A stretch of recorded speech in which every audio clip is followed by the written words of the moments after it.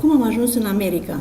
Citeam și urmăream filme cu visul american, dar asta nu era pentru noi cei care trăiam în România comunistă. După Revoluția din 89, copiii mei visau America cu orice preț. Așa că fiul meu Radu, după absolvirea Universității de Matematică din București, cu bursa de stat de 5 ani, a aplicat la universități din Statele Unite și a reușit să facă masteratul la Iowa, apoi doctoratul la Universitatea din Los Angeles. 2001-2006. Studii la zi cu bursă americană. În anul 2000 s-a căsătorit cu Ana, studentă la medicină, care apoi l-a urmat.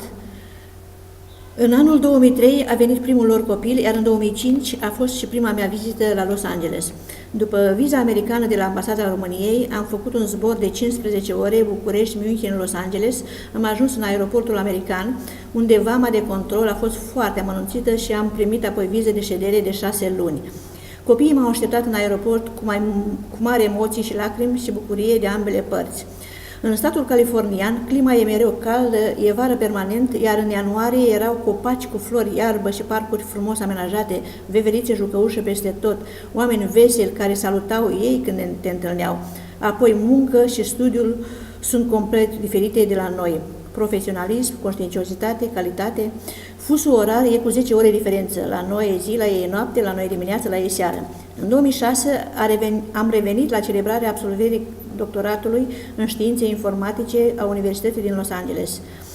Timp în care fiul meu a fost foarte apreciat de lucrările lui, iar la absolvire a fost primit în cadrul universității la o companie de cercetare americană în informatică, recunoscându-i valoarea și fiind plătit bine pentru asta.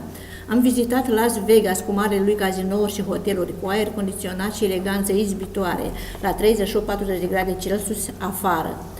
Aici este construită o lume nouă, în mărime naturală, Egiptul, Veneția, Moscova, Londra, New York,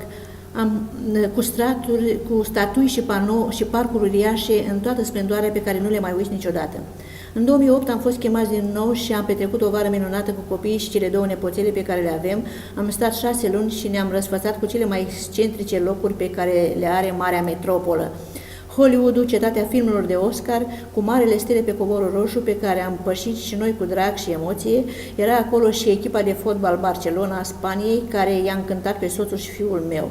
Apoi marele și excentricul oraș Beverly Hills, unde e un spectacol la privirii la fiecare pas, case speciale de locuit, fără etaje, cu livadă, curte, piscină și multe flori. Toate stelele Hollywoodului locuiesc în Beverly Hills. Am vizitat apoi orașul Malibu, direct pe malul Oceanul Pacific, cu plajă imensă și cu păsări din tot arealul geografic, grădina zoologică și botanică pe zeci de hectare cu cele mai exotice animale și plante ale planetei. În 2010 am mers iar la Los Angeles și am stat cu fetele pentru că copiii au plecat într-o vacanță în Hawaii. Apoi am vizitat și marele Disneyland din San Diego cu marele spectacole pentru copii și adulți, ce ne-a impresionat profund și am rămas cu amintiri de neuitat. Americanii sunt cei mai civilizați, iar asta e o virtute supremă.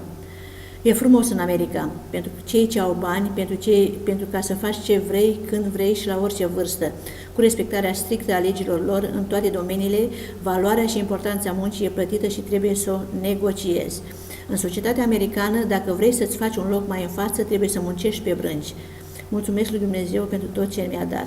Am putut să prezint această reală poveste trăită, participând la lecțiile pe calculator ale bibliotecii, pentru noi care ne-a prelejuit prietenii și experiențe diferite de viață cu noi colegi de studiu.